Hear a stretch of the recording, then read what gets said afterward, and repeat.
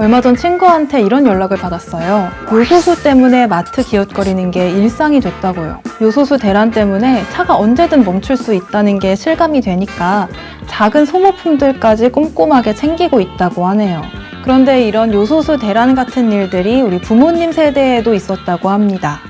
기억하시는 분들도 계실지 모르겠는데요. 석유가 부족해서 고급 승용차는 아예 강제로 운행을 중단했고요. 당시에 사라져가던 물레방아까지 다시 돌려가면서 위기를 극복했다고 하는데 바로 1970년대 후반 오일 쇼크 이야기입니다. 이 현상들의 이면에는 국제정치와 외교 이야기가 숨어 있습니다. 과연 어떤 이야기들일지 오늘의 시선을 맞춰보도록 하죠. 안녕하세요. 시선의 호스트 유민영입니다. 어느 무더운 여름날 멧돼지가 나무 아래에서 줄기에 대고 어금니를 열심히 갈고 있는 거예요. 그곳을 지나던 여우가 멧돼지에게 물었죠. 지금 근처에 사자나 사냥꾼도 없고 이렇게 더운데 뭐하러 그렇게 힘들게 이빨을 갈고 있니? 그러자 멧돼지가 대답을 했습니다. 다 이유가 있어. 위험이 닥쳤을 때가 돼서 이 무기를 날카롭게 갈면 이미 늦는다고. 그리고 맹수나 사냥꾼이 언제 나타날지 모르잖아? 오늘 시선의 끝에는 이 멧돼지의 어금니를 찾아야 할 것 같은데요. 날카로운 어금니를 아직 준비하지 못해서 직격탄을 맞아야만 했던 요소수 품귀 현상, 과연 왜 일어났을까요? 품귀 현상에는 굉장히 다양한 원인이 있습니다. 누군가 매점 매석을 하고 있을 수도 있고 생산량이 급감했을 수도 있고 수요가 급증한 원인이 있을 수도 있죠. 최근 한파 때문에 양상추 공급이 부족해져서 햄버거에 양상추가 들어가지 않으니까 이게 과연 햄버거냐 하는 때 아닌 햄버거 정체성 논란도 있었고요. 요소수 대란도 사실 어떻게 생각하면 경제적으로는 공급이 줄어들었기 때문에 생겨난 일이죠. 중국의 생산이 줄어들었기 때문에 우리나라의 요소수가 귀해졌습니다. 하지만 경제적 요소 외에 국제정치적 요인도 생각해 볼 수가 있는데요. 중국이 정책적인 판단으로 요소수의 주 원료인 요소의 수출을 제한한 겁니다. 우리나라는 공업용 요소 수입의 97%를 중국 한 나라에 의존을 하고 있기 때문에 가장 큰 타격을 입었는데요. 그렇다면 중국은 왜 요소 수출을 제한하고 있을까요? 국제정치적 이유를 살펴보자면 바로 쿼드를 주목할 필요가 있습니다. 이 쿼드는 바로 작년 2020년에 미국이 중국을 견제할 목적으로 동맹국들을 모아서 국제기구를 설립한 사건입니다. 쿼드라는 말에서 알 수 있듯이 4개국이 모였는데요. 미국을 비롯해서 호주, 일본, 인도 이렇게 4개국이 경제 군사적으로 협력하기로 한 겁니다. 이 4개국이 어디에 위치해 있는지 세계 지도를 한번 보시면 중국 견제가 목적이라는 점을 이 지도상으로도 한눈에 알 수가 있고요. 여기서 우리가 주목할 나라는 바로 호주입니다. 호주와 중국의 외교적 마찰이 요즘 점점 심해지고 있는데요. 2018년에는 호주가 중국 기업인 화웨이에 자국 5G 통신 사업 참여를 금지시켰고요. 바로 작년인 2020년에는 스콧 모리슨 호주 총리가 중국을 겨냥해서 코로나19 국제조사를 다시 해야 된다 이렇게 공개적으로 밝히기도 했습니다. 이에 대응해서 중국은 호주로부터 수입하고 있는 몇몇 품목들의 수입을 금지시켰는데요. 석탄과 목재, 구리, 소고기, 와인 등을 금지한 겁니다. 이 중 우리의 요소수 대란에 영향을 준 건 바로 석탄입니다. 중국은 석탄을 원료로 활용해서 요소를 만들고 있기 때문에 호주에서 석탄이 들어오지 않으니까 중국의 요소 생산이 급격히 줄어들었습니다. 자국 내 소비를 충당하기에도 빠듯한 양이라고 판단한 중국 정부가 요소를 다른 나라에 수출하는 걸 제한한 겁니다. 그래서 우리나라의 요소수 대란이 벌어지고 있는데요. 결국 크게 보자면 중국과 호주의 갈등, 그리고 더 크게 보자면 미국을 비롯한 서방 세계와 중국의 갈등이 우리나라 요소수 대란을 초래하게 된 겁니다. 이렇게 국제 정치적 요인으로 생겨나는 경제적인 대란, 해외에서도 당연히 이런 사례가 있을 것 같은데요. 어떻게 해결해 나가고 있는지 가까운 사례를 통해서 한번 살펴보겠습니다. 바로 제일 가까운 나라 중국과 일본의 갈등인데요. 2010년에 히토류 사태가 떠오릅니다. 중국과 일본은 서로 영유권을 주장하는 일본명으로는 센카쿠 열도, 중국명으로는 갸오위다오 분쟁이 계속되고 있죠. 그런데 2010년에 중국인 선장이 이 근방에서 일본 해경에 체포되는 사건이 있었습니다. 이에 대응해서 중국이 일본에 히토류를 수출하지 않기로 결정한 사건이 있었는데요. 당시 일본은 히토류의 90% 이상을 중국 수입에 의존을 하고 있었고, 히토류는 일본의 주력 산업 중 하나인 전자제품 생산에 필수적인 소재이기 때문에 일본 경제에 큰 타격일 수밖에 없었습니다. 그런데 이런 사건은요, 경제학적 관점에서만 보면 있을 수가 없는 일입니다. 수입하거나 수출하는 건 양국의 이해관계가 맞아떨어져서 일어나는 거래이기 때문에 경제적으로는 한쪽이 아니라 양쪽 다 이득을 보는 것이죠. 거래가 갑자기 막히면 수입을 하는 쪽도 곤란하지만 수출을 하는 쪽도 경제적으로 큰 손해를 볼 수밖에 없는데요.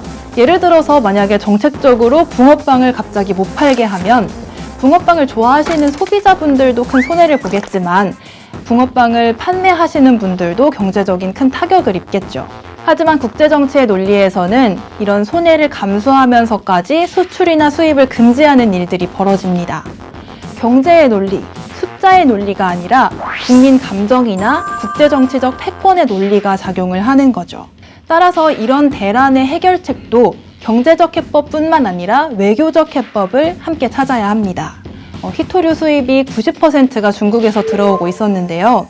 하지만 일본은 그 사건이 일어나자 중국 의존도를 낮추고 수입처 다변화를 시도합니다. 그래서 호주나 인도, 카자흐스탄, 베트남처럼 조금 멀리 떨어진 나라에서 히토류를 수입하기 시작했는데요. 그런데 다른 나라에서 히토류를 사오기만 하는 것이 아니라 일본 기업과 정부가 공동으로 해외 업체에 투자를 해서 안정적인 공급처를 만들어 두기도 했습니다. 예를 들어서 호주 히토류 생산업체에 2억 5천만 달러를 투자해서 지분을 가지기도 했는데요. 그 결과 2년 만에 히토류 중국 의존도가 90%였던 것이 49%대로 줄어들었습니다. 일본의 히토류 사례처럼 공급처 다변화 당연히 필요합니다. 가장 저렴한 특정 국가에 의존하는 것은 굉장히 위험하기 때문에 민간에게만 맡겨둘 수가 없겠죠. 개별 기업들은 저렴한 공급처에서 수입하는 방식을 선호할 수밖에 없기 때문에 국가의 개입 그리고 국가의 외교적인 노력이 필요한데요. 사실 중국은 세 손가락 안에 꼽히는 자원 부국입니다. 그런데도 중국은 자원 외교를 굉장히 활발히 진행을 하고 있어요. 중국은 수급을 안정적으로 유지하기 위해서 외국에 대한 투자를 굉장히 공격적으로 늘리는 중입니다. 에너지 부분만 봐도 2005년부터 2013년 약 8년 정도의 세월 동안 3,700억 달러나 투자를 했다고 합니다. 주요 투자처가 중동이나 중앙아시아, 아프리카, 라틴 아메리카 이런 곳들, 자원 부국이 굉장히 집중되어 있는 곳들이 있는데요. 먼저 예를 들자면 중동에서 석유와 가스에 투자한 규모가 2005년에 10억 달러였던 게 2009년에 100억 달러가 넘는 등 불과 4년 만에 10배 이상 늘어나는 식으로 굉장히 공격적인 투자를 늘려가고 있는데요. 이렇게 안정적인 수입을 보장받는 지분 투자를 계속한 결과 이란에서는 중국 국영기업이 LNG와 석유를 20년 넘게 안정적으로 공급받기로 계약했다고 합니다. 또 중국이 공을 많이 들이고 있는 대륙 중에 하나가 아프리카죠. 상대적으로 인프라가 부족한 아프리카에서는 국가에 대한 원조가 중국의 굉장히 중요한 전략인데요. 아프리카 30개국 넘는 나라가 중국에 지고 있는 빚을 탕감해 준 적도 있습니다. 합계 금액이 약 30억 달러 정도라고 하는데요. 중국 원조의 특징은 원조의 대가로 어떤 이권을 요구하거나 국가 정책에 간섭하지는 않는다는 겁니다. IMF 등 서방 국가 중심의 원조는 국가 정책에 좀 관여하는 경향이 있는데요. 이것과 굉장히 대비가 되죠. 따라서 아프리카 국가 리더들의 신뢰를 얻고 비상시에 대비한 자원 다변화를 탄탄히 하는 중입니다. 무조건 대규모로 투자를 하자, 원조를 하자 이런 전략도 어느 정도 한계가 있겠죠. 하지만 필요한 자원을 당장 저렴한 곳에서 수입하는 경제적 논리를 넘어서 장기적으로 다양한 공급처에 대한 투자를 늘려갈 필요성은 분명히 존재합니다. 사실 오늘 말씀드린 자원 외교, 자원 투자는 성공한다는 공식이 보장되는 것은 아닙니다. 인프라 구축 형태의 경제적 지원은 당장의 이득과는 좀 거리가 있을 수도 있고요. 또 상대국의 신뢰가 반드시 우리의 위기 때 돌아온다는 건 미지수에 가깝죠. 하지만 경제적이고 합리적인 예측만으로는 대처할 수 없는 국제 정세가 계속되고 있습니다. 우리나라가 수입하는 품목이 전체 12,500여 품목 정도 있다고 하는데요. 그중 특정 국가 의존도가 80% 이상인 품목이 무려 3,900개라고 합니다. 어떤 나라에 의존을 하는지 살펴봤더니 역시 요소처럼 중국이 가장 많고요. 그 다음이 미국, 일본, 독일, 이탈리아 순이라고 하네요. 자원이 부족해서 원자재 수입 비중이 굉장히 큰 우리나라는 어떤 나라들보다도 적극적으로 안전판을 마련해야 합니다. 아무 일도 일어나지 않은 평화로운 숲에서 멧돼지처럼 어금니를 미리미리 갈아두어야 하는 것이죠. 실제로 우리가 현명하게 대처했던 일화가 하나 있습니다. 코로나 확산 초기에 우리나라에는 비교적 진단 키트가 넉넉했는데요. 그 키트가 부족해서 급히 받아간 루마니아가 우리나라에 백신을 무상 제공했던 사례가 있죠. 만약에 우리나라와 루마니아 모두 경제적 논리만 따졌다면 상대가 어려우니까, 상대가 급히 필요하니까 오히려 비싼 값에 팔 수도 있는데 서로의 신뢰관계를 중요시했기 때문에 위기에 손을 내밀었던 겁니다.